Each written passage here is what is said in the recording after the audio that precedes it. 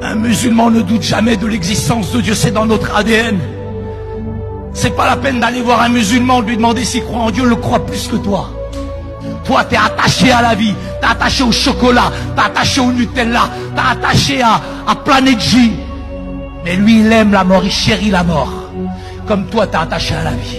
C'est dans notre ADN. Dès la naissance jusqu'à la mort. Du lever au coucher du soleil, tout est rythmé. Jamais on doute de l'existence de Dieu. Mais quand on voit la force, la détermination chez les chrétiens, quand on vous voit adorer comme vous adorez, quand on vous voit prier comme vous priez, quand on vous voit vivre comme vous vivez, vous me déstabilisez, vous m'énervez. J'avais nourri tellement de choses sur les chrétiens.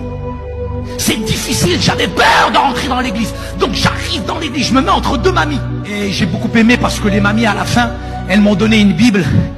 Et je me suis dit, mais c'est super qu'elles me donnent une Bible. Pourquoi? Parce que je vais la lire de la Genèse à l'Apocalypse. Et je l'ai lue de la Genèse à l'Apocalypse. Une semaine. Une semaine. Ça m'a fait mal le Lévitique, les nombres, le Deutéronome. Ça m'a massacré mes neurones, je vous le dis, une semaine.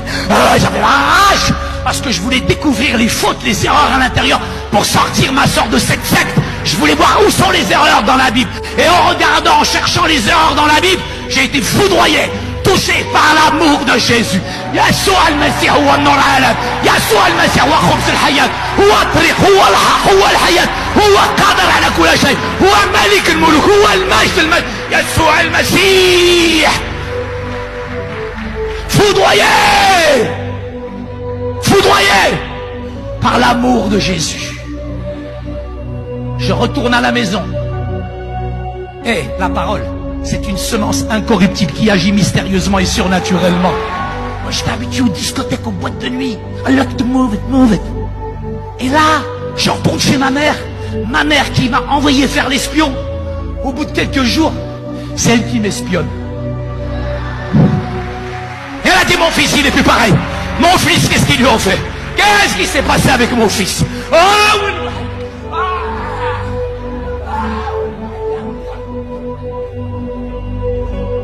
Ma mère, elle m'espionne, oh!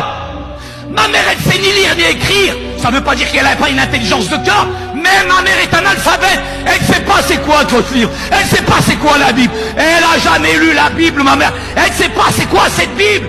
Mais ce livre est le plus dangereux au monde. La première puissance mondiale, c'est pas les États-Unis. La première puissance mondiale, c'est pas la Russie. La première puissance mondiale, c'est la puissance de la parole de Dieu. Elle est toujours d'actualité. Elle libère, elle change, elle guérit, elle transforme encore aujourd'hui. Il est le même hier, aujourd'hui, éternellement. Il est la puissance de vie. Il est l'étoile du matin. Il est le roi des rois, le seigneur des seigneurs. Il est celui capable de changer ton cœur, ta destinée. Il est la vie et il te donne la vie.